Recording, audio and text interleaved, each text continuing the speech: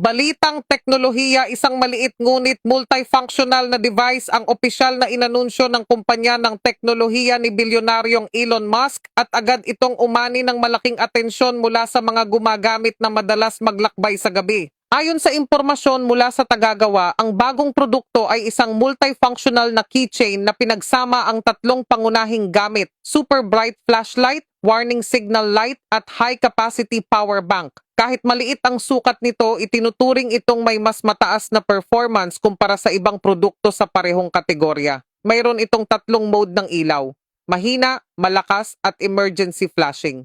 Bukod pa rito, mayroon din itong pulang asul na signal light sa gilid upang makatulong sa user na makapag-ingat at makapagtanggol sa oras ng panganib.